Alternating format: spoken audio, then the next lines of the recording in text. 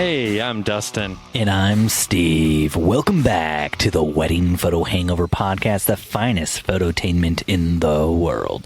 We are an irreverent look at photography. This podcast, like aspirin, will help you recover from your wedding hangover. Dustin, you update your computer to Catalina yet? No, I'm not a big fan of that salad dressing, but thanks for asking. Salad dressing? Salad dressing? That's what you're going to go with? Isn't that a dressing? Like it's like today we have ranch, we have a blue cheese, and then we have this fine Catalina dressing. It's sort of a red vinaigrette that we like to spread across your leafy greens. I think what you're talking about is Italian. Here, sir, we call it the Catalina dressing. No, I'm pretty certain that's Italian. You should know that when you're here, your family. It's infused with red wine from the Portugal states. From the Catalina wine mixer. That's exactly what I was saying. So, yeah, no. So, yeah. So you didn't update to Catalina for your iMac? I'm already having enough issues with my iMac as it is. With Mojave? And I recently had my brother give me, he wiped my old iMac and got everything like fixed and updated and good to go on that. And then I found out because let me back that up. So got everything updated and fixed on my old iMac. And I found out that Lightroom is no longer backwards compatible enough for it. And I was like, wait, is this the iMac from like 10 years ago? It is the one with like the big white base. No. It's my, it's like a 2012 iMac. It's like the first one that had Thunderbolt. Oh, yeah. Wow. Yeah. So my 2008 Mac Pro that I haven't used in a while because I think I might have fried the GPU. Probably if I got a new GPU, it wouldn't be compatible. No, yeah, I was super pissed. So I like updated it to like the most current OS that I could, that it would allow me to. And then I went to open Lightroom on it, and it was like, sorry, Apple CC is not compatible with this OS. It's very sad. Yeah. So now it's a giant paperweight on my desk. Yeah. Well, toss that one out. I've been researching ways to turn it into a second monitor. That's what I love to hear. So, Dustin, what are you drinking tonight? Steven, I'm so glad you asked what I, Dustin McKibben, am drinking this evening. Because, Steven, I'm about to just blow your mind. I was at the grocery store the other day, as one might be. I'm walking down the aisle looking for some fine October beers to share with you on this podcast, as I vowed I would. And then it just felt like this weird pull coming from the beer aisle to the liquor aisle. I was being like called by something spiritual, you might say. Yeah. And so I just randomly walked across, and Lord, would you know, Stephen, I discovered this beautiful, beautiful, simplistic amber bottle of whiskey. Oh, what is it? Stephen, let me tell you a bit about this whiskey. It has buttery notes of deliciousness. It is called Skrewball whiskey. It is to the misfits, the black sheeps, and the screwballs. All those things definitely define you. Yeah. Yeah. Defining it's like I read you. this bottle and I was like, it's like somebody knows me out there and they're like, we need to make this for Dustin. Yeah. A black sheep if you've ever met one. I mean, inside the bottle on the back of the label, it says it defines a screwball, an individual who is not afraid to stray from the cliche things in life, a black sheep, one who has the courage to stand alone. One who's very different and whose family doesn't love them. Yeah. Unloved. And I love this. Unloved by their family. But, Stephen, do you want to know the most defining element of this whiskey? The reason, Stephen, that I've been texting you about this whiskey all week long. Yeah, go for it, buddy. Go for it. All right. I'm going to show you, then I'm going to tell the audience. Peanut butter whiskey. Ugh. That's right, Steven. This is a peanut buttered whiskey. It's a flavored whiskey. Oh my gosh. Just throw that out. That is a black sheep. Oh my gosh. See, that's why I didn't want to tell you. Dustin, I'm so disappointed in I know. you. I'm so disappointed. I'm disappointed in me. But then I tried it, Steven, thinking this isn't going to be good. And if you wouldn't know it, I went back and I bought 6 more bottles of it. Oh my gosh, why would you do that? That's disgusting. The look on the lady's face when I went through the cashier, and she's like, wow, six bottles, huh? And I said, well, I can't imagine there's that many people who like peanut butter and whiskey enough to keep this company in business. So I can't imagine you're going to continue to stock this product once it's gone. We could only hope they'd stop stocking that product and people would stop messing with whiskey. Jeez, we already have to put up with cinnamon whiskeys and now peanut butter whiskeys. Oh, Steven, as soon as you come visit, if you ever come visit, now I have 6 bottles, so I'm bound to have some by the time you come. Yeah, this is making me visiting much less likely to happen. The idea that you're going to force me to drink this, to sully my palate, my clean tongue. Steven, what excited me the most about this was not only did I love this, but I poured my wife a glass, someone who doesn't even like beer, let alone hard alcohol. She sipped it, and she liked it. Mm-hmm. If that tells you anything about how smooth and good it is. What that sounds like to me is that it's a whiskey made for people who don't like whiskey. It's made for people who like peanut butter. And I am definitely somebody who loves peanut butter, Steven. But anywho, that's enough about the best whiskey ever made. What are you drinking tonight, Steven? Dustin, I'm so glad you asked. Tonight I'm drinking not 1, not 2, not 3, not 4, but 5 different bourbons. That's right.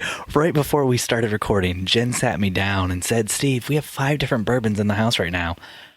I poured a little bit into each one of these glasses so you could test them. You could try them, test them, see which one's your favorite. And I said, that sounds like a great way to spend the night. I do have to record with Dustin, and I can't do that drunk. And she said, au contraire. You can. Contraire. I didn't know she was French. Yeah. So Dustin, tonight I'm actually I'm drinking Hotel Tango, Buffalo Trace, Wathen's, Woodford Reserve, and Yellowstone. And I want to tell you something, Dustin. My wife has tried all of these bourbons, and she likes them all. What's her favorite? I almost bought Hotel Tango. It was absolutely surprising to me. Jen and I do not have similar tastes when it comes to bourbon or whiskey. Usually we like things that are polar opposite of each other. I tried all of the 5 bourbons she had laid out for me. They were all like blind to me. I didn't know which was which. Like a cleanser in between? Yeah. Cleanser. What is that, like just a cracker? Blood of a small eel? What do you typically... Blood of my children, Blood of Wow, that went real dark real fast. gotta keep it clean, man. No, it's just pretzels and a little water in between each one. So I went through, I tried them all once, and then I went back through and I tried them all a second time. Because otherwise, like when you're trying bourbon, like your first taste can kind of be tainted because it has more burn than the rest of it, So you really got to go through it twice. Went through, tasted them all. Then I organized them into order from my favorite to my least favorite. And Jen looked at me and said, I can't believe that's your order because that's my order too. It was a miracle. It's why we're so perfect for each other. Which I say, knowing that a few seconds earlier, I said, usually our tastes are complete polar opposites when it comes to this stuff. But tonight, the stars aligned. Bourbon stars came together. Bourbon stars aligned. So the Yellowstone, by far my favorite. Why is that? It's got like a sweetness to it. Not like syrupy sweet, but just like a little bit of sweetness.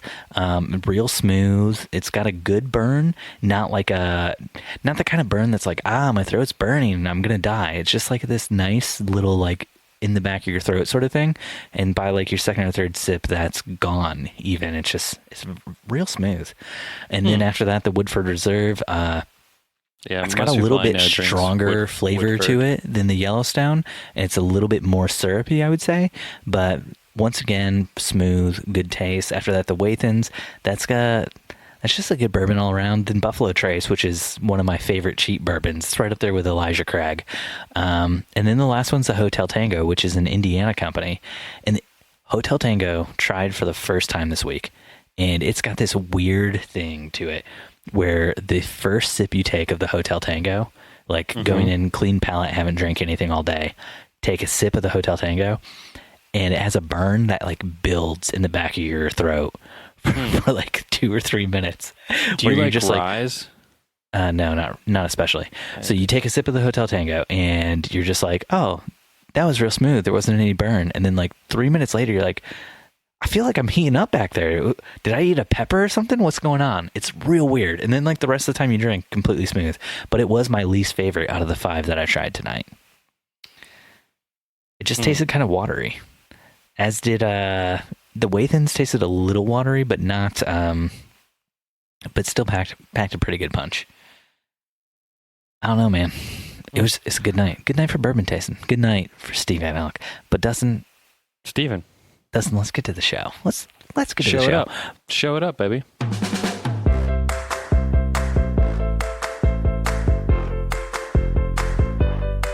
First up, we got some follow-up from Bryce Michael Keegan Hudson. Can we just call him MK Hudson?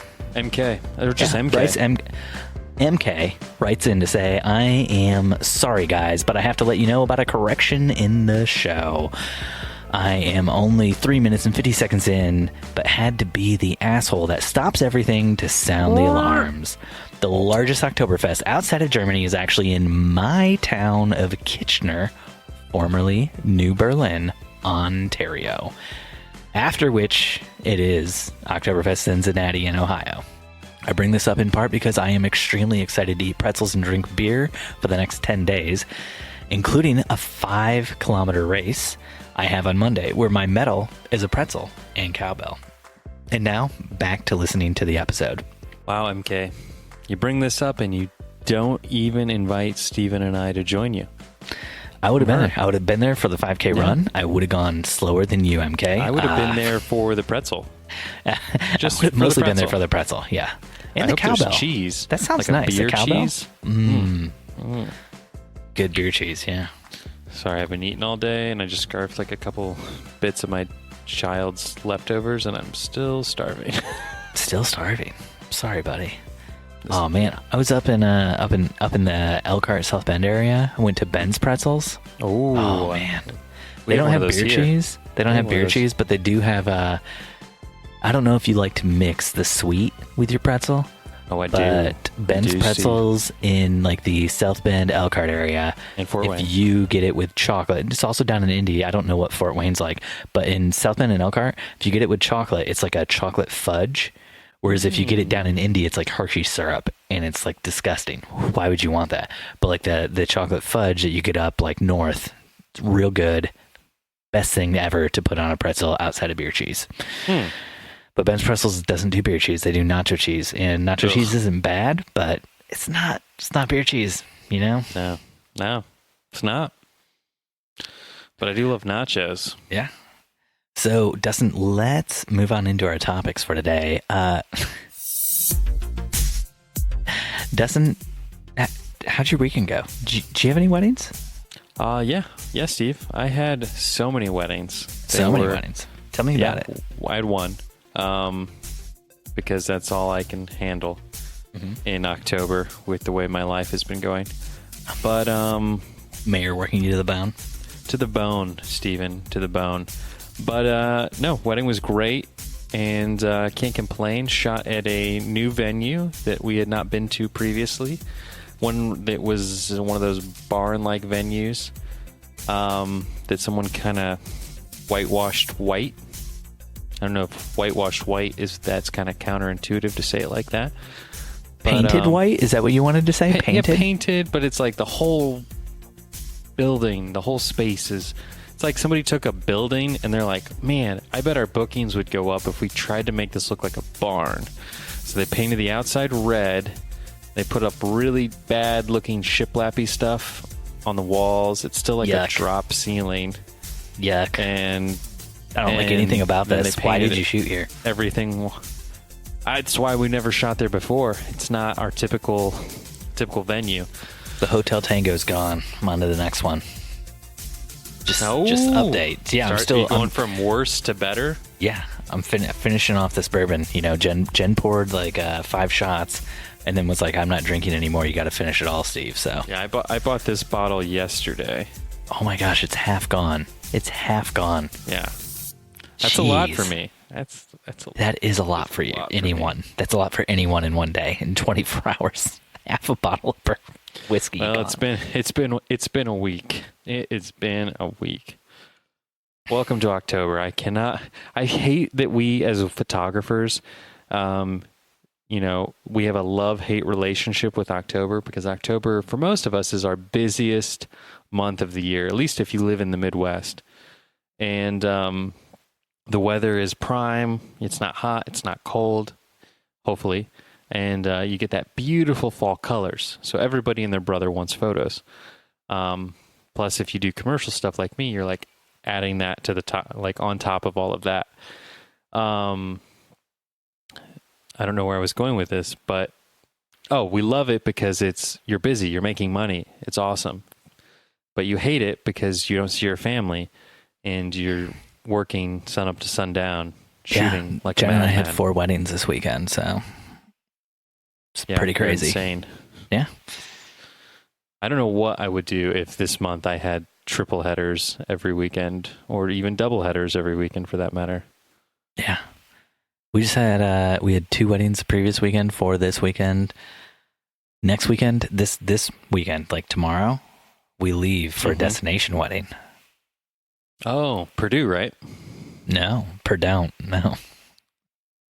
Destination Purdue, No. because that's where my wedding is, and I'm still hoping that I show up and you are the photographer, and it's been this whole ruse that you're doing this destination wedding. No, I'm going to be down. Gotta pack bags. I'm going to be down in the beautiful destination location in Indiana, New Harmony, Indiana, where the Colts were. New Harmony. And that's Colts with a U. Not the football team, but Colts, like actual Colts. We're like, I was going to say, it sounds like where people say, "Hey, Steven, you want to come down to New Harmony? We've got this book camp that I think would really benefit you." Mm-hmm. Yeah, no, I'm in. We wear robes. We chant things. There might be goats involved. Have you heard the good news of Rodan and Fields? Have you heard the good news of Rodan and Fields? That's everyone I know down there. I haven't. They sell Rodan and Fields. My hair is falling out to find out. Yeah. Oh. Yeah.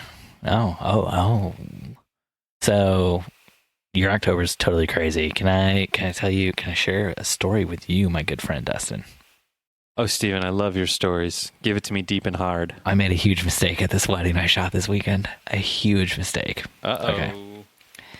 So I show up. It's True Confessions with Steven Van Elk. I ask the bride where all the details are. Bride points me over to the details. Mm-hmm. She says, everything's there. My rings are in the boxes. The envelopes with like the invitations are there. There's also, floral stuff, and I'm going to go grab my shoes so that you can shoot that. And I'm like, awesome, cool. And she's like, oh, I'll get my earrings and my bracelets as well. She runs away to get all that stuff. Gotta get those. I go, and I'm like, all right, I got to get all this stuff ready. So I just start pulling stuff out, scoping out everything that's there so I can start laying it out, to shoot the details. Go through everything. Would. There's 3 boxes left. Those are the rings, last thing I got to pull out. Pull out the first box, ring, pull out the second box, ring, pull out the third box, bracelet. So I'm like, cool. I don't have the engagement ring though. So I need to get the engagement ring from her, I guess now. Right. Bride comes up behind me, and what do you think she said? She said, oh my gosh, got me a bracelet? That's right. Oh, she had mixed her gift in with the details. Was it not wrapped? It was in like a ring box, and it had one of those ribbons on it, but it's like the ribbon you can just slide right off. Box. Yeah. And a lot of times when we shoot weddings, the engagement ring has like a ribbon on it still. Right. That's how box. Shanko does their little boxes. So I just slid it off and I pulled the bracelet out, not thinking it was a big deal at all. Thinking, oh, this is just one of her details for the day. That's cool. So did you? Let me roll this back now. Let's role play this scenario. I'm Stephen Van Elk. Mm-hmm. You're the bride. You're over my shoulder. Give me the bride. Oh, you want to know what the bride said to me? I'm opening the box. Okay, yep, I'm opening the box. All right. No, I can tell you what the bride said to me. This is what the bride said. Oh my gosh, Steve, I'm so glad you opened that. I did not want to wait any longer. Thank you so much for doing that. 100% serious, not an ounce of sarcasm in her voice. And what did I, Stephen Van Elk, do when she said that? I did this. I breathed in super hard, just like that. Oh, this bracelet, we bring this as just a prop. We bring all kinds of jewelry with us. Because we don't ever know what the situation's going to be like, if something might get forgotten. So me, the great Stephen Van Elk, I bring sort of a tool belt, a bat belt, if you will, of jewelry in my toolbox, toolkit, jewelry box, jewel kit, whatever you want to call it. In just this type of situation where I notice, oh, you don't have a bracelet. I think one would be great. Because I'm kind of like Queer Eye for the straight bride, where I can sort of mix and match your elements, and I thought this would be great for you. And then you just kind of keep backpedaling, do the photo, put it back in the box. Give it to her and say, you should open this. Yeah. Say it's a gift for me and Jen. Yeah. So she was completely cool with it. Went out of her way to make me feel better about having opened it. And it was as far as the huge mistakes go, probably the best way that could have gone. A lot of other brides probably would have been super pissed off, would have said I ruined their wedding day, stuff like that. And she didn't even tell anybody else. Like, she didn't tell any of her bridesmaids. She didn't tell the videographers. She didn't tell anybody else I did this. It wasn't a big deal, Steve. It wasn't a big deal to her. Yeah, no. So it was awesome. No, it wasn't a big deal at all, period. No matter who was your bride. No, it is a big deal if you open the groom's gift to the bride. That is a big deal.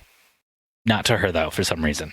I think it'd be a bigger deal if, like, the bride did, like, boudoir photos that you didn't take them, and you accidentally opened that gift that was for the groom. Yeah, but that would typically be wrapped up or in a bag or something. This is just like a box out with the other jewelry boxes. So, yeah. Yeah. No, I felt like crap about it for the rest of the day. Still feel like crap about it when I think about it. Yeah. Oh, I could tell you're the kind of guy that now anytime you see a bracelet or a box or a gift or a bracelet in a box with a gift, you're going to be like, oh, that one time I shattered that bride's wedding day dreams. Yeah, no, this is going to be like the story I tell all my brides when I ask for their details. I'm going to be like, now, are any of these a gift? Because I had a bride one time give me a box that looked like a ring box, and it turned out to be the gift her groom had given her on the day, and I opened it looking for a ring. Turned out to be her grandmother's ashes. Yeah, and I breathed them right in, and I got more powerful. I got strong, real strong. And now they call me Emerald. No? Yes, well, Grandma Emerald, but you know. Grammy. Yeah, Grammy Emerald. Dustin, so have you ever made a mistake like that? Have you ever made a mistake like that? No, you've never. I don't make mistakes. Yeah, you liar. You liar. I've never opened a bride's gift. I'm really good about this, Steve. I don't open the boxes normally. If I see boxes and they're not open, I hand them to a bridesmaid and I say, hey, would you mind opening this? Well, I was told the rings are right in the boxes. Go ahead. I didn't think anything of it, man. But you always do. Then, Steve, you do one of those patented where you just kind of open it, kind of peek inside, see what it is. What did you do? I'm picturing something like Nicolas Cage and National Treasure, like there's lights, like a spotlight on your hands as you're opening this coveted bracelet box. All the bridesmaids are around you. The bride slowly comes in over your shoulder like she's, reveling in this archaeological discovery. And you're like, oh, it's the bracelet. Yeah. No? And then I just had to get out of there before anybody could catch me. Yeah. It was awesome. Yeah. And then I had to trace the other clues all throughout Indianapolis so that I could find the original, and the last bags clue of gold said, that were left by the Masonic Temple. Go to New Harmony, Indiana. That's actually why Jen and I are going to New Harmony. Yeah. We got to get all the gold that the Freemasons left there. Find all that harmony. The new harmony, not the old harmony. Yeah. Mike Pence was squirreling all that money away when he was governor, and we got to find it. We got to save this state from bankruptcy. What is our state facing challenge-wise right now? We got to save this state from not getting Pete Buttigieg to the presidency? Oh, yeah. We got to make him president. There we go. Got it. Yeah. Got to fund that presidential campaign. Okay, Dustin. So, there's been a weird thing that's happened to Jen and I recently. Mm-hmm. Little SEO tale. Not STD, SEO. Long tail SEO. So, there used to be a wedding venue very close to our house. It's called the Edge Barn. And the Edge Barn recently closed up shop, stopped doing weddings. It was like the people who own the Edge Barn, it was on their personal property, and they just decided, hey, we don't like having weddings here. It's not like it went bankrupt or anything like that. They just realized we don't like doing this. We don't like having strangers at our house every weekend. So they just decided to stop doing it. Took down the website. Everything just disappeared. Well, it has nothing to do with the state of Indiana cracking down on barn venues the last 2 years? No, it has nothing to do with that.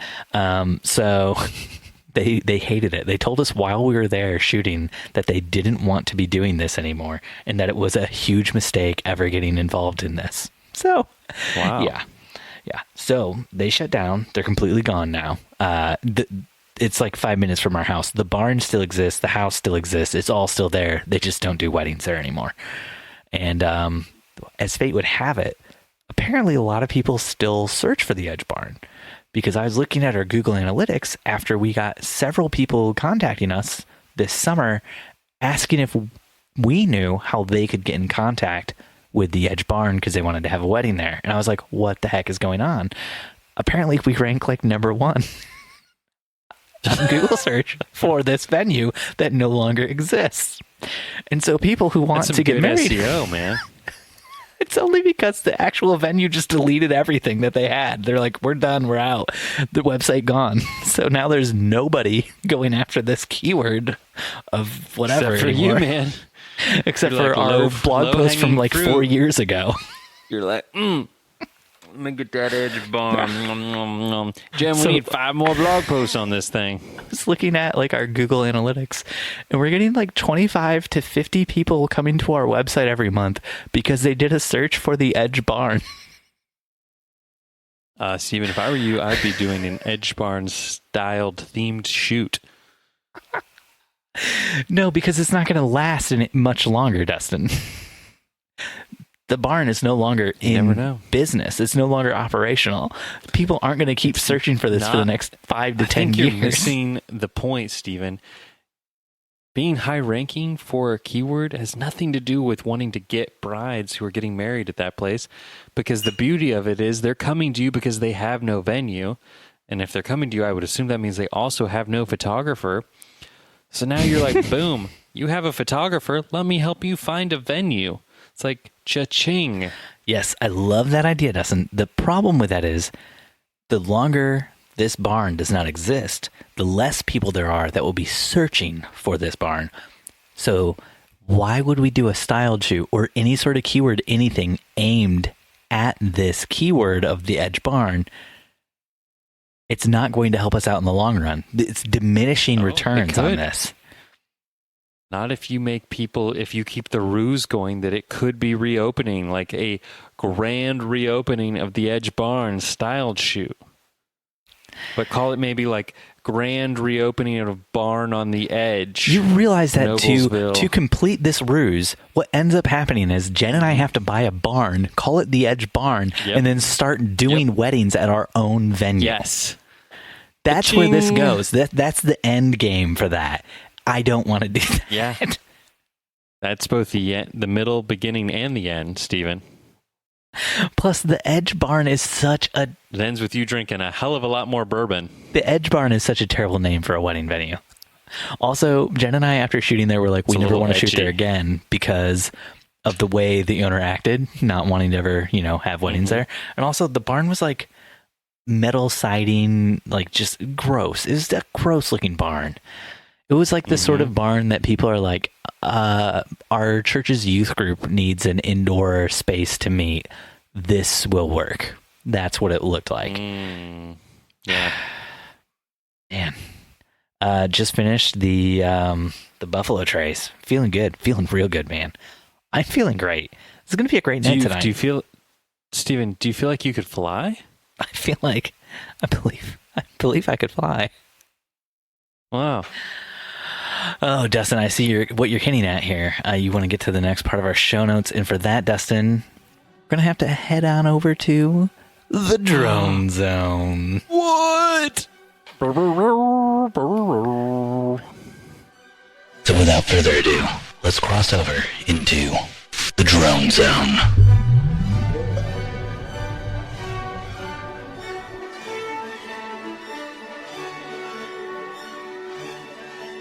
Dustin, as fate would have it, I flew my drone this weekend. What were you shooting? Stills or video? I was doing neither. Dustin, Just flying. I was teaching someone Changing else a light how bulb? to use my drone. That's right. When you want to learn how to fly a drone, where do you go? You go to the drone expert. And so... And who's that? When this person wanted to learn how to fly a drone, they naturally came to me, a drone expert, to teach them how to fly the drone. Yeah. We need to get you t-shirts made. The drone non-expert. Yeah. I'm more of a read for my knowledge, not practice for my knowledge kind of fella. Yeah. Well, I mean, they say the best way to learn anything is to teach it. So here I am, drone expert Steve Van Elk. Oh man, it was How did great. it go? Did you crash? What happened? Walk us through. Did this person feel overly abundantly educated? So yeah, I'm pretty certain they feel overly abundantly educated because they had to call me halfway through flying the drone to ask how they could do something with the drone, pan the camera. How do I do barrel rolls, Steve? I want to do barrel rolls. So I loaned my drone out to somebody who wanted to do some drone video for a project they're working on. And before they left with the drone, I had to teach them how to fly the drone because they'd never done it before. It is not a licensed drone operator. Oh, the Steven Van Elk I know would never allow such a thing. Scandalous. I'm not the one operating the drone, so I don't care. I'm curious on the liability on that one, because it's still your drone. Yeah, well, I'm not the one flying it, so pretty certain the liability lies with the flyer. The flyer's the drone. You mean the remote controller?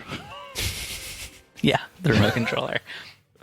So it's great, yeah. I had to teach somebody how to take off, how to land, how to charge the drone, how to unfold the wings. It was like a straight drone 101 class. Yeah. Wow, you really hit some hard-hitting... Yeah. Also, I had to teach them which joysticks. You might want to think about a Facebook group. Steve's Dronetography. You have to leave the tog off of that. It'd just be Steve's Dronography. This is for video, man. Yeah. Yeah. Really just no E at all. It's just I fly the drone. We don't shoot photos. We don't shoot video. We just fiddle with these joysticks. Yeah. So the person in question wanted to do some overhead shots for a thing they were working on. It's like a story about turkeys up in Ithaca, in Michigan. Oh yeah, Yeah. yeah, the turkey story. Yeah. So they just wanted to get some like overhead shots of the woods and stuff to kind of set the scene and everything. They'd never flown a drone before, so like I said, came to me, the expert. Oh, as one would. Yeah. I hope this person knows also, you from somewhere, somehow. They're not like Googling drone expert Noblesville, Indiana, and your name somehow pops up. Yeah, and I let some stranger borrow my drone. That's right. Speaking of strangers and drones, so the video that my video team shot this weekend was at a farm, a barn wedding here in the Indianapolis area. Edge barn. And they accidentally left my Zoom H4n and like a bunch of XLR cables and other stuff at the barn when they packed up at night. So the next day, my lead videographer, because I was shooting photos for a wedding at the same time that they were doing the video. So the next day, my lead videographer drove back out to the barn to get all my stuff. And when he drove out there, they said, oh yeah, you also left this stuff. And they gave him an XLR cable that is definitely not mine and a Phantom 4 battery and charger. Oh, nice. Which he just grabbed because he thought it was mine or possibly my my second shooter who was there with him. So, and I was like, that definitely wouldn't fit on my Mavic, but my second shooter did have a Phantom, and it's definitely not his battery or his charger. So that's God saying, Stephen, time to buy a Phantom. Yeah, I definitely should. I think you're right. No, I got to get in contact with whoever it is who owns it. Guess who's going to be selling his? Me. Would you like to buy my Phantom, Steve? I would not. No. Okay. No, I gotta track down the person who this battery belongs to because they have it like labeled with their name and stuff. So I'll figure it out. Smart. I actually, speaking of drones, I did crash my drone this week. What, Dustin? But how is this not in the show notes? Because Stephen, I shoot with my drones so much that things like this happen to me on the regular, and it's not show note worthy because unlike crashing happens on the regular. Crashing happens on the regular. Drone expert. You are a drone. No, how many people have you taught how to fly your drone, and then fielded phone calls from while they were flying it? Nobody. I don't want anyone else to know how to fly a drone. Oh, the best part was when this person called me about the drone because they couldn't figure something out. They said, so I'm driving the drone right now, and I about fell out laughing on the phone call. I've got it. Let me park the drone. Hold on. Steve, any tips on parallel parking this thing? What road were you driving this drone down? Wanted so much to be an asshole, but I didn't. At red lights? Do I have to stop at red lights when I'm flying the drone? Just curious how that works. Only if the cops are watching. No, actually, that's how I crashed my drone this week. Is I was shooting a home. I was photographing. You stopped at a red light. A large estate, and it was super windy out, and I got up above the house. And as I was getting up above the house and flying backwards from the house, somebody called me. Yeah. And my phone is what I use for my remote. And the call came in, and which negated me hearing the beeps of like, tree, warning, stop backing up. Wait, how does that work? Because when I have my Mavic plugged in, my Mavic Pro, not my Mavic Pro 2 like you, I can't get phone calls. Oh, I can still get phone calls. Because Jen has tried calling me before when I've been out flying the drone, and it won't ring through. Oh, I still get them. Yeah. You just have better phones than me, or better service, or is this a Mavic Pro 2 upgrade? Probably better friends that their calls break through drone technology. Because I was flying the drone at a wedding, and Jen took the couple out to do sunset shots, which she had told me wasn't going to happen for a while. And she tried calling me to tell me she was, doing that with the couple, and it wouldn't go through because I was on the the flight or whatever. On like Donkey Kong. Yeah. So I missed sunset. Man, you're a terrible human being. I am. Maybe I'm you okay with decided to buy a that. Mavic too. I should upgrade, shouldn't I? I don't know if maybe there's a setting that I have unchecked or whatnot that allows calls through. I'm too afraid if I put it in like airplane mode that it's going to negate the signal that somehow talks from remote to phone to drone or whatnot. Not if you're in like sport mode on your Mavic, because that uses the RC. So you should be able to put it into airplane mode because it doesn't use your Wi-Fi for that or your Bluetooth or anything. It's all through the remote. Interesting. Yeah, that's why people come to me, the drone expert. Yeah. Have you put yours in sport mode a lot, Steven? The only thing it would mess with is like the map and stuff like that, because you wouldn't be able to have cell data if you're in airplane mode. And I love all But that we were cell told data. recently that maybe after you shared your story about like people tracking you down, remember? Josh Withers said maybe just turn your data off on your phone when you're flying, or make it so the DJI app can't use your data, and then Fort Wayne police won't be able to track you down. There you go. Oh, Dustin. So I got a question for you. If you really want to work with a wedding I planner have answers. or other wedding vendor, but all of the photos We'd have to have wedding planners first, but go on. Yeah, or other wedding vendor. I covered that basis for you. But all the photos they post to their website and social media are a different style than how you shoot. Would you consider changing your style to make it happen? No. No? Next question. That's it. Just done. No, I recently shot done? with a wedding planner who loves the Van Elk editing style. They're more in that dark and moody type vein. And we were doing video at this wedding. But I thought for a hot second, like, I wonder if I could pull some stills from my video and edit it to like match her flow so she would recommend me. And then I was like, hey, do you know the Van Elks? Was there a wedding photographer at that venue? Wait, was there a wedding photographer at that venue? She was like, yeah, I love the Van Elks. No, I want to get back to this. And I'm like, no point trying to get into good graces with this person because she already loves Steven and Jennifer. That was flattering, and I do love that. And I Yeah, wish see I what it knew who did? this See what it was, but I'm willing I to bet don't this story remember. was completely and totally made up. So, was there a wedding photographer at this venue or this wedding you were shooting? Yeah. Yep. And you're going to Yeah. pull some stills from your video? Who also, the photographer also didn't shoot in this style like what you and Jennifer shoot in, more in that dark and contrasty with a little bit of spicy. I don't want to call it moody. I like to call it spicy. Spicy? Caliente. Yeah. Hot. So, everyone's like, you're either bright and airy or you're dark and moody. Those are like the yin and yang of wedding photography right now.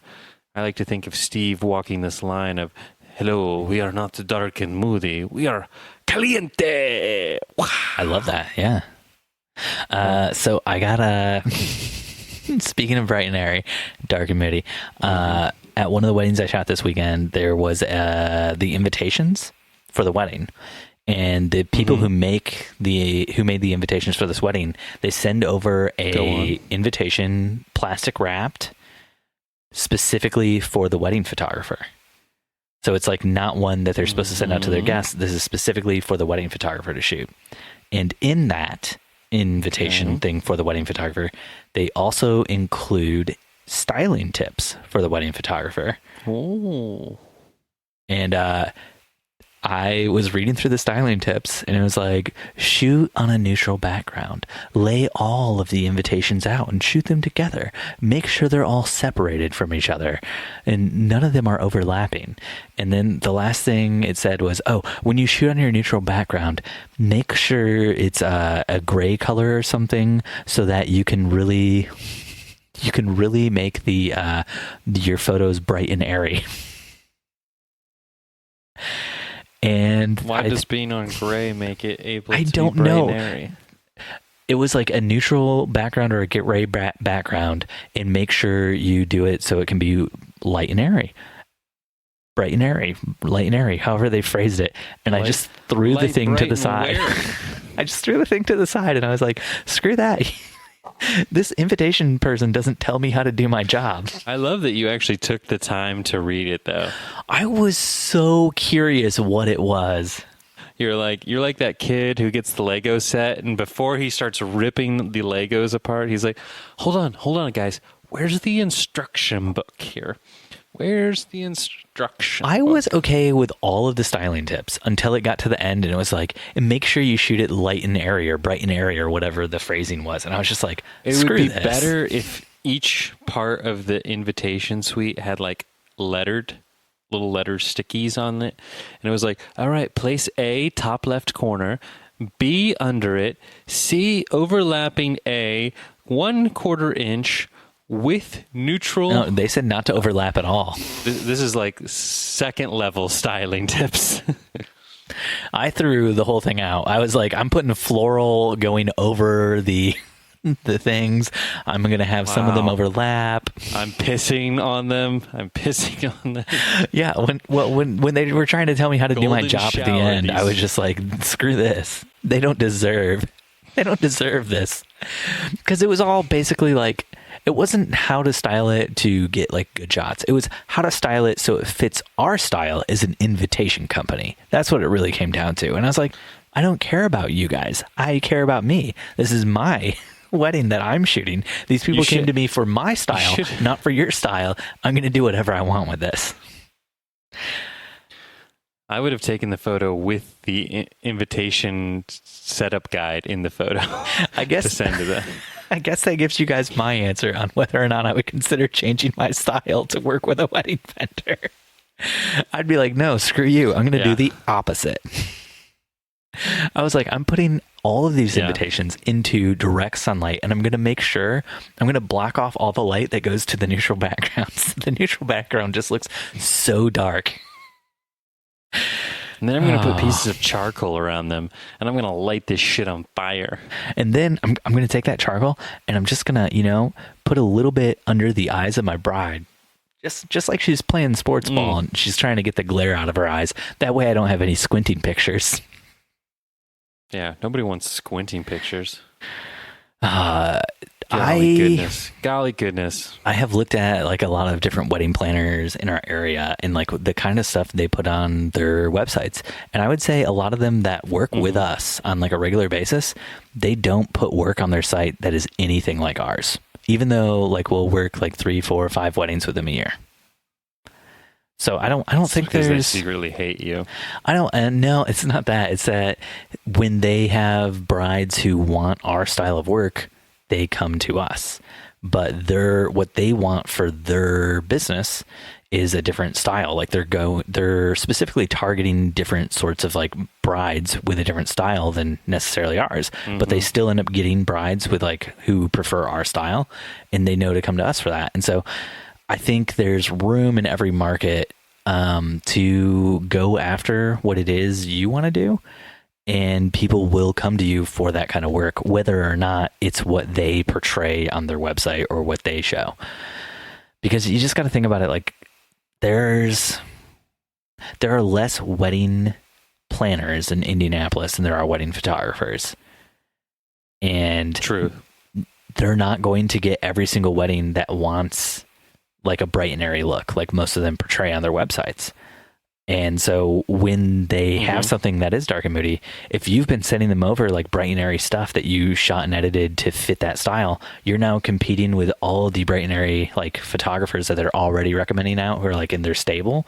Whereas if you stick with your style, then when they have a bride who wants your style, they come to you because you're the different person as opposed to the person who's conformed and trying to do what they're doing. And I know that doesn't always work. I mean, we're all running businesses and we gotta feed our kids, but you gotta find what works for you and what brings in business to you. And for Jen and I, that has worked. Kids. That's the name of the game. But I mean, our style is constantly changing though too. And it's never for any wedding vendors. It's just for what we want to shoot and what we think is fun to shoot. Yeah. I would say like 2 years ago, we were a lot darker and moodier than we are now. We're throwing around the idea with this associate brand and this like secondary studio we're going to start completely starting the script over on our editing style with that. So it's almost like a totally different look. And for all those edits, you can send it straight to Bespoke Tone. I try. I keep trying. I think their email's broken. Yeah. I broke it on purpose. I send everything from Dustin McKibben straight to spam. Yeah. That's how it works. Wedding hashtags. Dustin, should your clients be using wedding hashtags when they post photos to Insta? Do you use your clients' wedding hashtags when you post to your Insta? No. I mean, I always like ask them when they're doing the getting ready and small talk. I'm always like, what is your hashtag, couple? Like, tell me all your fun little trendy Pinteresty things. And they're always like, oh, we're like hashtag Mike likes me, or hashtag Tori's got an STD, or whatever. Oh, STD's like the initials of my fiance, Stu Thomas Daniels. I Stu know Balls Thomas Daniels. But you know, or like Blue Balls Forever. Blue Balls is the name of the venue. Really odd choice of venue name, I know. But yeah, I always ask them what their hashtag is, and then I'm one of those people who take photos and video throughout the wedding day, but then I don't post them until the reception on Instagram stories, and mainly because I'm so busy, and if I am able to like think enough to capture something, I'm not thinking enough to capture it and post at the same time. Not that multifaceted. And by the time I get to the reception and I'm posting these things, I'm in line to eat, or it's right after I've eaten. And I'm not like, oh shit, what was that hashtag? Like blue STD balls? Like, what was it? I don't recall. I don't even remember Dustin's at this point what their standing there in names the line are. for the buffet, and he's like, here's a picture of the bride, hashtag blue STD balls, hashtag me so hungry. Yeah, this about sums it up, man. How about you? Here's a picture of the groom getting ready, hashtag blue STD balls, hashtag yum yum. Hashtag yum yums, hashtag hope they have meatballs at the reception. Here's a photo of the bride's mom getting ready, hashtag it's time to eat, hashtag blue STD balls. Yeah, I like to come up with hashtags throughout the day, and then I randomly throw them in, unrelated to the photo themselves. It's kind of like a word play game. Yeah. Yeah. Hashtag I gotta Flipping pee the right script now. on all this hashtag thing. So we see people doing hashtags for their weddings, and sometimes, if I remember, when we go to actually like post the weddings later, when we do like a blog post or when we do sneak peeks, I will remember to use the hashtag. You want to know what the most photos I've ever seen on a hashtag were for one of our couples? What? 25. 25 photos that their guests had posted with the hashtag. So a lot of people say the whole reason you should do a cute wedding hashtag for your wedding is so that then there's like apps you can use that'll download all the photos your guests post with that hashtag. So then you can download them all. So then you get more photos from your day. That's kind of like the whole reasoning behind it and why people want to do it.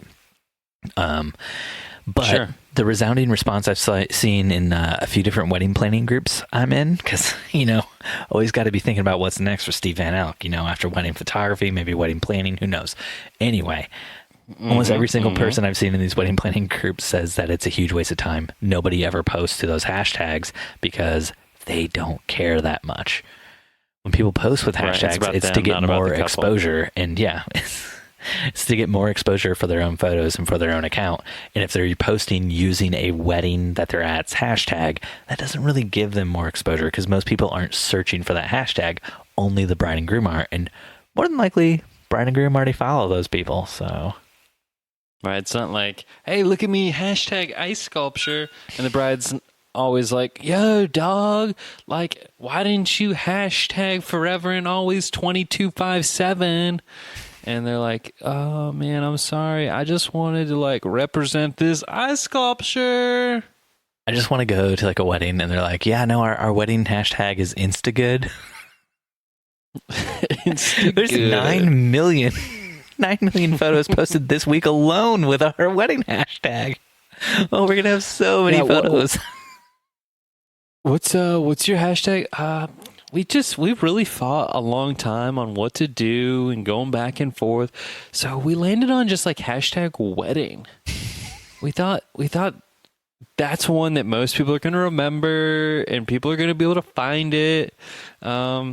So yeah, and it just fit, it's a wedding. I was looking through all the photos on this hashtag and I was like, I don't even remember when we had all the fireworks go off over the palace that we apparently got married at, but I love it. And I'm so glad I get to share that with the rest of the world hashtag wedding. There was so many more people there than I ever thought. Oh, baby. Finish the Woodford Reserve. Dustin, I'm on fire right now. In my chest, in my heart, in my mouth lungs.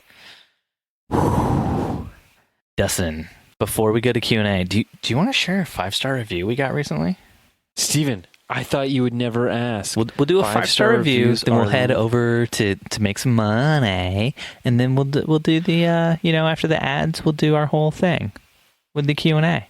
5-star reviews, Steven, are literally what, they're what keep me going. I'll be at a wedding, I'll flip open iTunes, the bride just put me down, the wedding planner who doesn't exist is, telling me I've got to eat bologna sandwiches at the reception.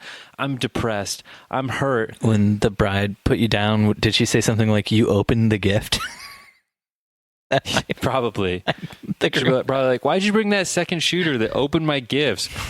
I've got to call security at the reception so he's not over at the gift table opening all my effing gifts. Man, that would have been great. Just really hammer it home that I open gifts just like at the reception. I'm over there. He's probably one of those guys that shows up to other people's Christmases and he's just opening the presents under the trees before it's even Christmas. All right, let's do this, Dustin. 5-star review. All right, 5-star review time. Kenzie McMullen, literally the best comic relief for photographers. Being a full-time wedding photographer is a unique mix of constant stress and fulfillment. It's great to listen to Steve and Dustin because I can relate to them so well. When listening, I feel like I'm in the conversation. And it's funny because I find myself laughing out loud and Can you not read a 5-star review like you're reading a question from Facebook? Oh my gosh. Show these people some respect. They've been nothing but kind to you with their 5-star. This isn't a 1-star review, Dustin. Cringy. Ugh. And talking back to them while alone in my car. Laugh out loud. But anyways, I will always recommend this podcast to my other TOG friends. Jeez, do you want to give that one another try where you don't come off sounding like a dickhead the whole time? I felt like I sounded like I was just trying to channel my inner Kenzie. I imagine Kenzie's a nice person and not a sarcastic douchebag like you, so it's really hard for me to pick up on that. Anyway, not a drip of sarcasm in my voice. No, let's go straight into money time. Let's do some money stuff. Let's make some ads, and then we'll do some Q&A. You ready for that? Yeah, I'm always ready. We'll be back after a word from these sponsors. Let's do some Q&A. But Steve, John Schuster Surich. Wow, that's a tough one. From our very own Facebook group says, lend me your ears. What earplugs are any of you using during receptions? I've been using basic, cheap drugstore earplugs, but want something more sleek and professional. My ears have been damaged from years of standing too close to the stage at CBGBs and other small venues. So now I do my best to protect my ears, and also so I don't have to hear that crappy wedding music so much. So, who has advice on good earplugs that will protect while still allowing you to have a combo that doesn't break the bank? Or am I the only one who uses them? So yeah, it's a great question, John. Actually, first of all, Steve, can you tell the audience out there what a CBGBs is? CBGBs? A CBGBs? Yeah. You don't know what a CBGBs is? Yeah. I feel like they should know, because us professionals, we know. But for those out there who might not know what a CBGB is, it's a college boy-girl bar. Acronym. Yeah, college boy-girl bar. So it's for people who go to college boy-girl bars as opposed to normal boy-girl bars or normal, college bars. So it's a bar that is for both boys and girls, and also Co-ed. non-boys Co-ed and non-girls. Yeah, you could almost say it's co-ed, but they don't really go by that. So. What else could it be, Steve? It could also be cars, bands, gears, bar. So it's a cars, band, gear bar. So it's where you take your cars and your bands when you need new gears. And also that there's liquor there that you can buy. So you take the car in to get some work done, and then you just get, some Skrewball whiskey from your favorite for your favorite bartender. Get a little peanut butter in there. You're like a dog. They put peanut butter in your mouth, and then you don't have to worry about, what they do with your car or your band, whichever one you're there for. A lot of people don't know this, but most bands have cars, and most cars have bands. So it really goes well together. So back to the question at hand, John.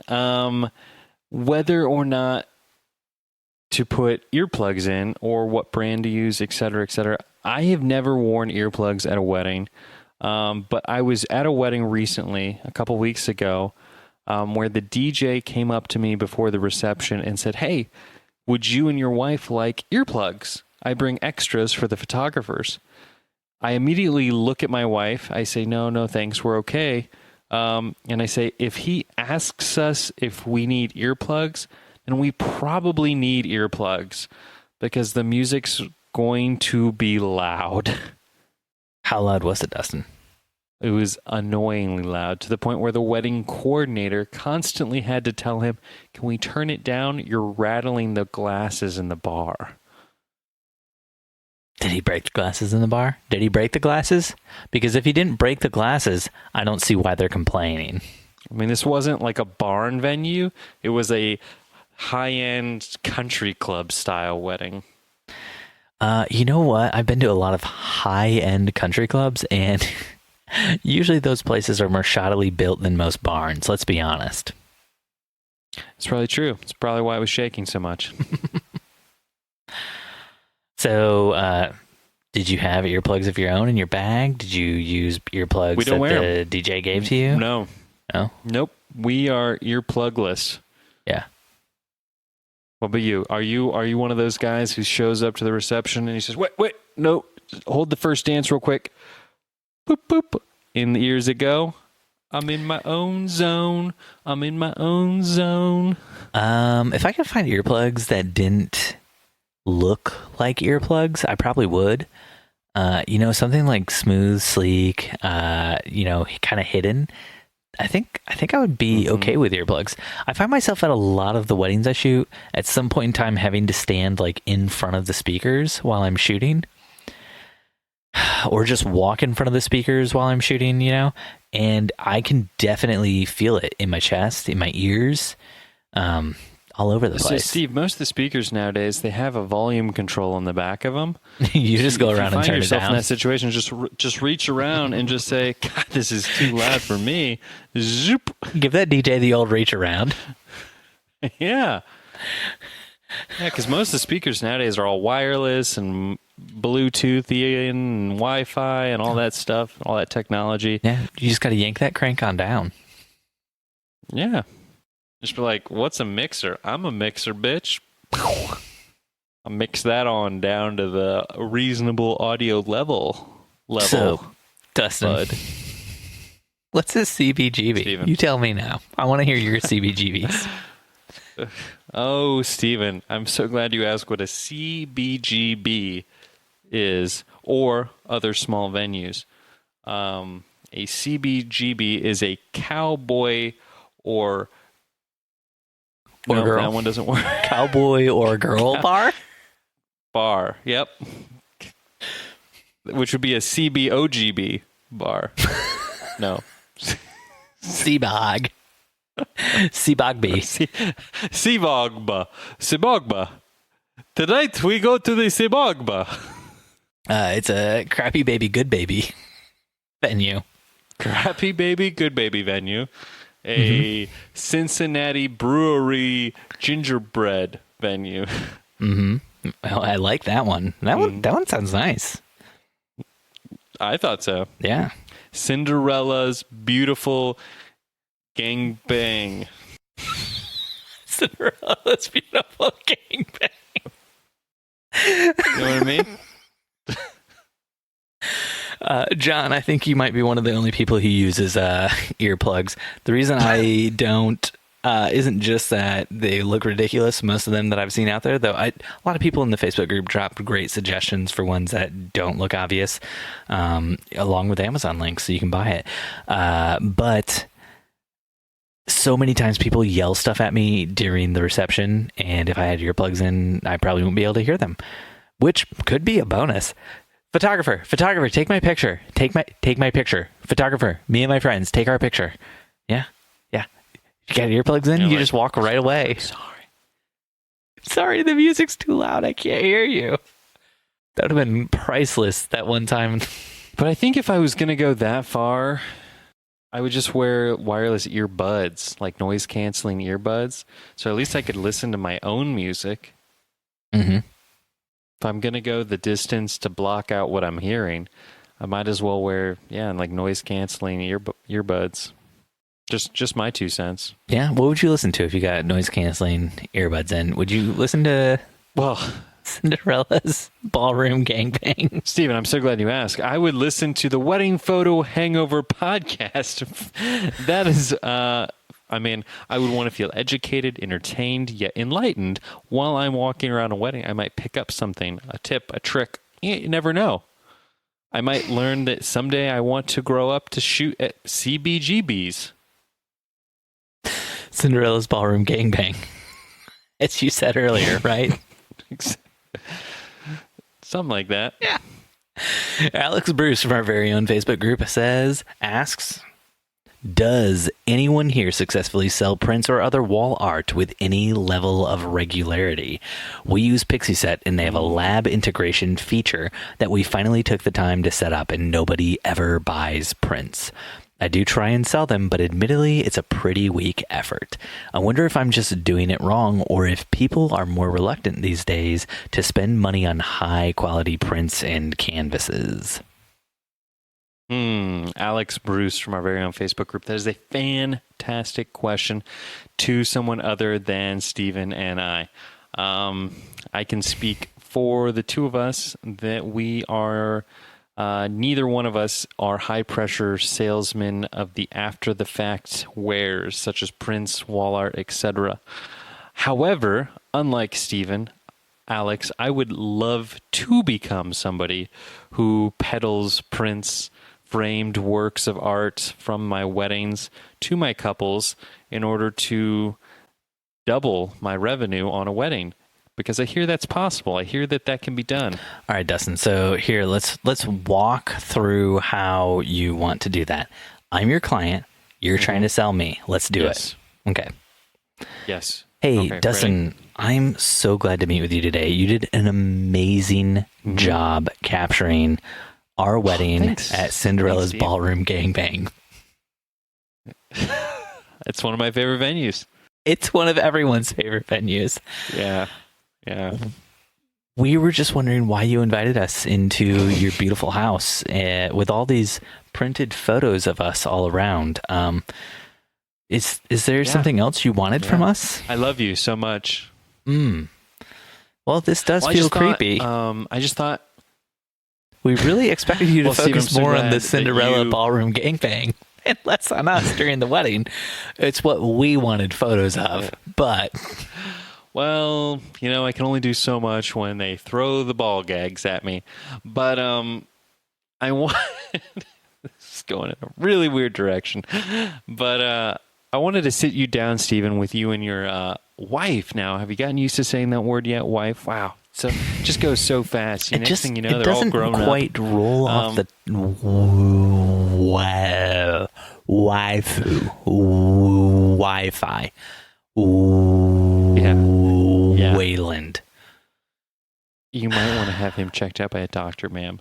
Anyways, so what we wanted to do is instead of sending you a link where you look at these photos for the first time on your phone, I do like links. So impersonal. I like Zelda's too, and I can't be sure that your phone doesn't have a crack in the screen because I know how clumsy you are, Stephen, drinking all that bourbon all the time. Not to say you're an alcoholic, wink, wink, but we do have bourbon back here. Would you like some?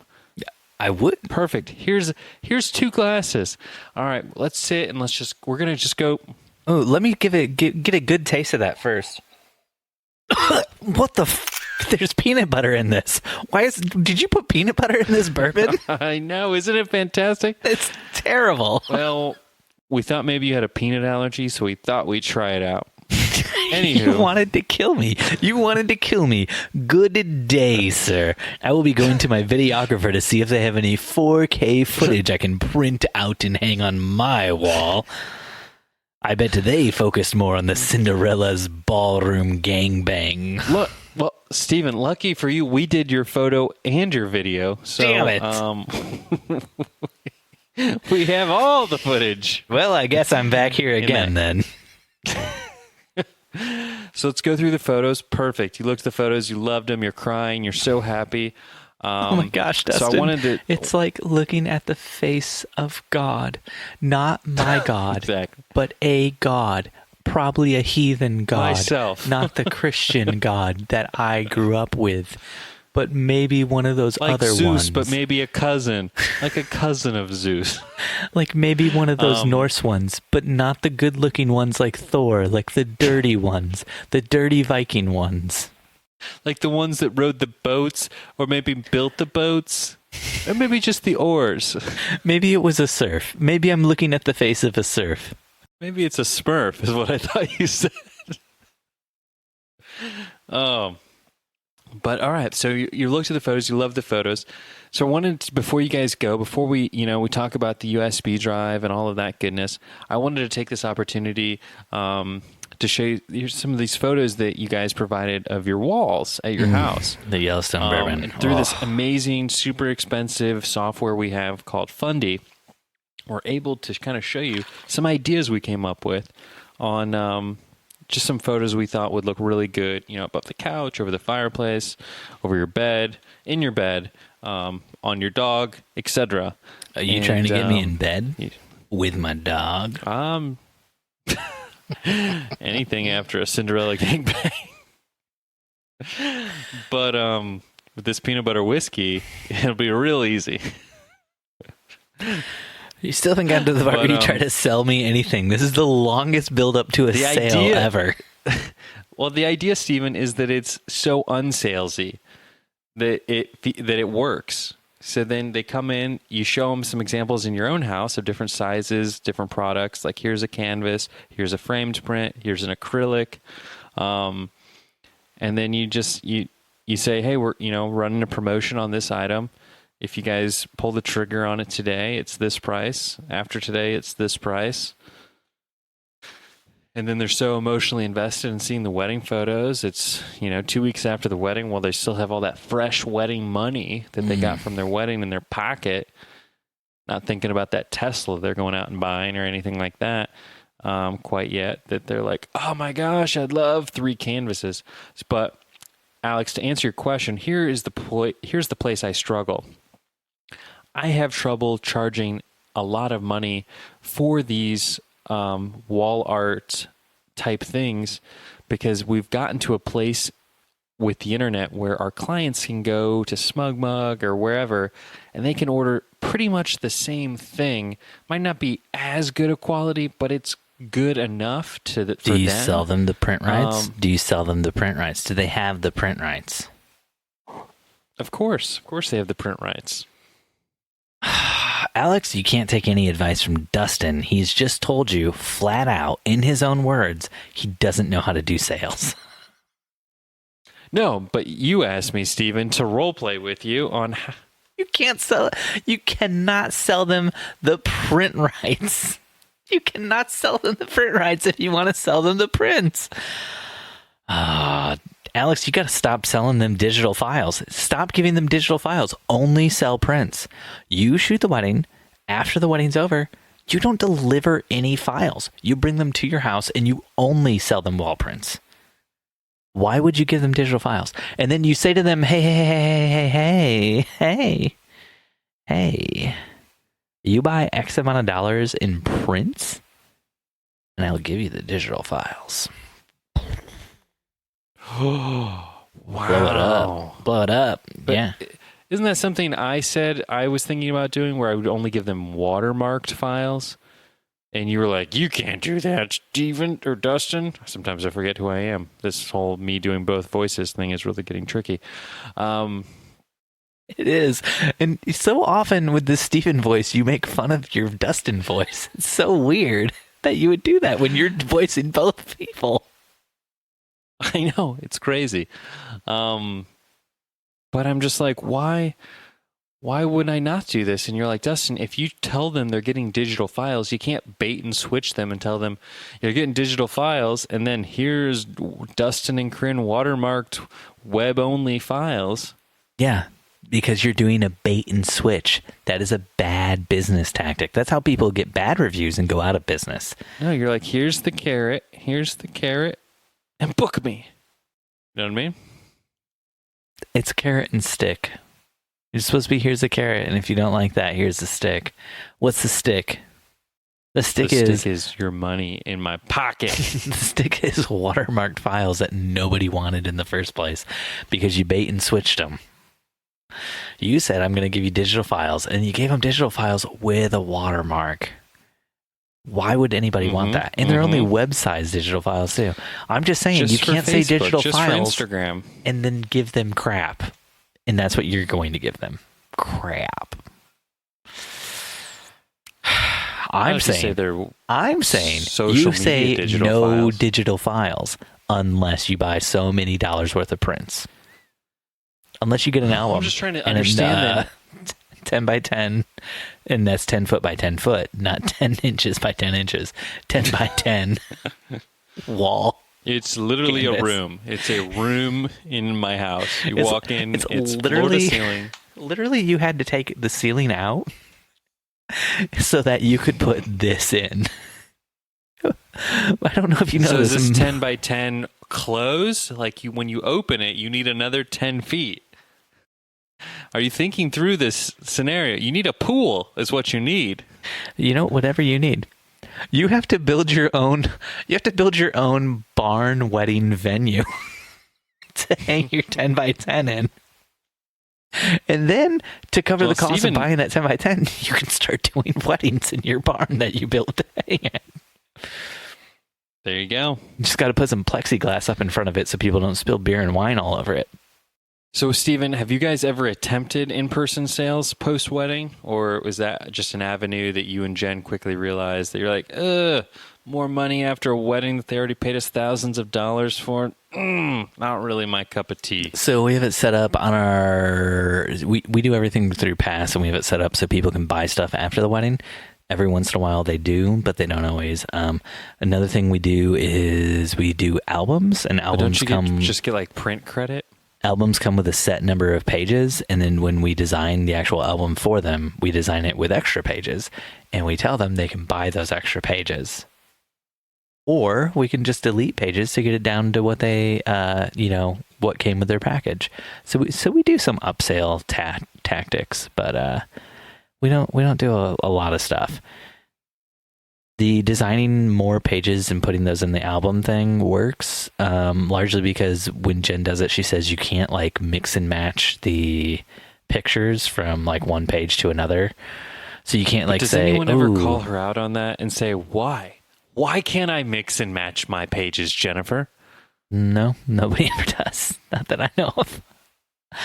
If somebody did, I feel like Jen would give me a lot of back talk about that. She would let me know. Back talk's not the right word. Jen would let me know if somebody had said that. Dustin, do you want to do a wedding? I just feel like I would get some blowback. You're always getting blowback for everything you do. Dustin, do you want to do a question from Facebook? Yeah. I thought that's where all of our questions came from. Oh, but not from our group. Jasmine from a random Facebook group asked the following. What do you guys manage to get photos in the tall grass? I really want to do some, but my clients are afraid of going in the tall grass because of ticks.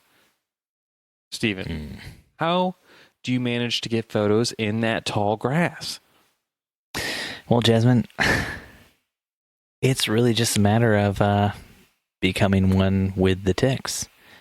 You're only afraid of the ticks as long as you feel like you're separate and different from the ticks. Jasmine, we live in a giant world, and we're all carbon-based elements in this world. Or a small world. We're all made of the same things. We're all one with Mother Gaia. And the sooner you can convince your clients that there's nothing really that separates them between the ticks and the grass, the sooner they will stop being afraid of the ticks and the grass. Much like the ticks feed on the blood of your clients feed on the blood of your business. Think about that, Jasmine. True.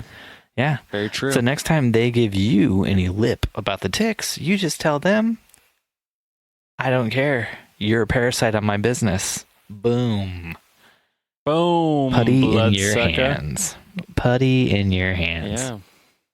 Yeah, I guess Jasmine, Moon, Sun, what Solar I system. would do typically Planets. is I just bring a mower with me. So whenever I see that tall grass, I'm like, guys, don't worry about those parasites. I got this. I go over to my minivan. I open that, touchless tailgate option that I've opted for because it makes me look like a real badass. And then I whip out that electric-powered mower with a bagger on it, let me tell you. And I roll that sucker over that tall grass like it didn't even see it coming. I'm like, goodbye, ticks. Goodbye, tall grass. Hello, freshly manicured beauty. Now people see their photos and they're like, oh my gosh, was that at a golf course? That looks so good. And you're like, no, that was actually at some nature preserve, like super wildlife protected, like kind of, wild, if you will. That was in the prairie grass at a nature preserve. Yeah. I wanted my clients to really be captured in the memory of tall grass, but not in tall grass. Like a tall grass graveyard? Mm-hmm. Yeah. If you look really close, I feel like you can really see the spirit of the tall grass that used to be there moments before this photo was taken, surrounding them. And also, if you look at my client's dress when they walked away, you can see the grass stains all over the bottom of it, because I did cut the grass right before they walked through. So it was a fresh cut. And that fresh cut left a lot of green. A lot of green on that wedding dress. Other option, Jasmine, if for whatever reason you don't have a kick-ass minivan like me and you can't fit the mower, you might remember, and you might be too young. You could just eat it. You could eat all the grass, Jasmine. But that is one option. You could bring goats. But you could... I'm positing a world where you don't need goats. You become the goat. You're one with the goat. Before I was like, you could become one with the ticks. Now, one with the goats. And now you're eating them. Do you remember those bouncy shoes, Steven? And I know where you're going. Moon shoes. You wear them all the time. Moon shoes. Yes, moon shoes. But I meant the literal, like the things you put on your shoes and you were like little trampolines on your feet. Yes, Cole Haans. Got it. I will have to mention, longtime listener of the show, Taylor Ford. Great wedding photos, by the way, Taylor. Whoever took your wedding, really amazing work. Oh my gosh, did you shoot Taylor's wedding? Is that what I'm hearing? Jeez. I noticed this week she posted on Instagram that she was trying out Cole Haans and then followed up with that saying, game changer, heading to Columbus, Ohio to buy more Cole Haans because these things are legendary. Why would you head to Columbus, Ohio to buy more? You could literally buy Cole Haans anywhere. Because she lives in a very small town in Ohio. You could literally buy Cole Haans on Amazon. You can literally get them anywhere. Not in Ohio. I think they only have a Walmart.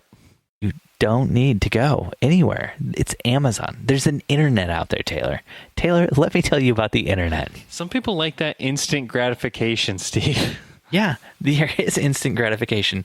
You press a button on the internet, you look at your bank account, and there's less money in it instantly. Instantly gratified. That's gratifying. It's gratifying to watch the money disappear. That's the real buzz everybody gets from shopping, is they just watch the money disappear. Yeah, we're buying a new minivan this week. Thanks for listening to another episode of the Wedding Photo Hangover podcast with Dustin and Steve. If you want to help us out, jump on iTunes or Stitcher and leave us a 5-star review. If you want to connect, you can find us on Facebook and Instagram at Wedding Photo Hangover or on Twitter at WedPic Hangover. Dustin, my man, McKibben is on Instagram at Dustin_McKibben. And Steven is at Steven Van Elk. If you want to get involved with the awesome community of listeners, join the Wedding Hangover Facebook group. But if you really want to warm our hearts, head on over to steveanddustinsavetheworld.com. And you can sign up to support us for as little as $1 a month. Mm-hmm. It's extremely helpful to us and to the making of this podcast. And to Dustin buying new minivans, things he doesn't need. That minivan is only 2 years old. Thanks for listening, and we'll see you next time your head is pounding, your limbs feel like dead weight, and your entire being aches for the sweet embrace of death. That's right, next Sunday, after you have to listen to Dustin say he wants to buy another new minivan again. .com. Yeah. Dustin. What do you think? Should I get it, not get it? You should not get it. Your minivan is so new still. It's 2-3 years old, tops. So I went in for an oil change today, and the dealership was like, hey, Dustin, so glad you came in today. We have a shortage of minivans. We will give you top dollar and pay the remaining balance of your loan on your minivan. If you let us buy your minivan back, and then you get another loan and buy another minivan from us. Yeah, exactly. This is bull crap that your dealership has fed you, and you should not do this, Dustin. This is a very bad idea. Yeah, but the new minivans have Apple CarPlay. And I've been in your car, Steven. Alex Bruce, I guess the real answer to your question was ask a car salesperson how they do it, because they can sell anything to a Dustin. So Yeah, and Steven, have you thought about adding Apple CarPlay to your photos, Alex? Because I think you'd sell a lot more prints if they came with Apple CarPlay. You know what I'm saying? People walk up to your photo and they just touch a few buttons. Also, get it done. Sunroof, Steven. You know what also comes with a sunroof? An all-the-time sunroof? A riding lawnmower that you could use to mow all the grass down in your local prairie. Why would you get a minivan? Just run away from this. Run far, far away. I don't know, Steve. I need to sleep on it, but I think I'm leaning towards the yes. Are you getting a Kia or a Hyundai? Kia. We're getting the same. Hyundai doesn't make a van. So does the Kia have the panoramic sunroof like the Hyundais have? No. Oh, no. Yeah. Don't go for it then. Sunroof's not worth it unless you get that panoramic one. Baby. A sunroof in Gemini's SUV, baby. It's like the whole roof is a sunroof. It's amazing. That's what you want. Does it open? Yeah, it does. You've been in my car. But your SUV is pretty amazing. Yeah, I know. It's awesome. But we're minivan people, man. We might have rid kid of down the road. minivan. We need that space. Don't you have like 2 minivans right now? Just get rid of one of them.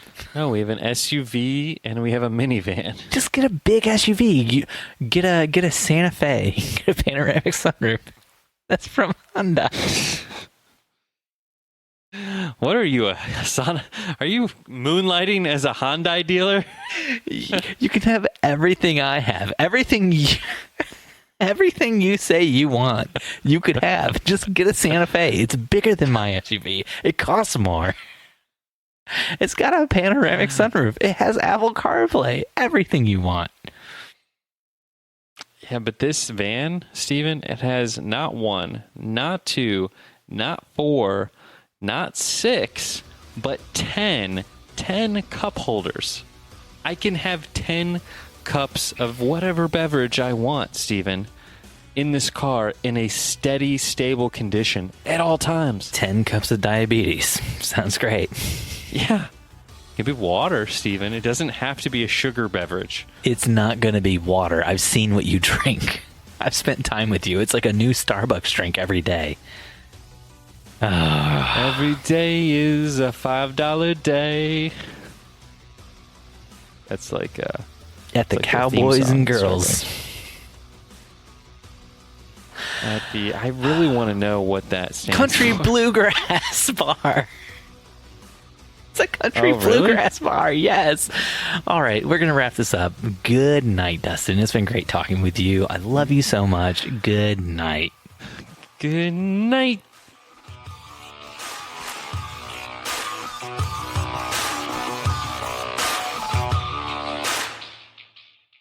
Cinderella's beautiful gangbang.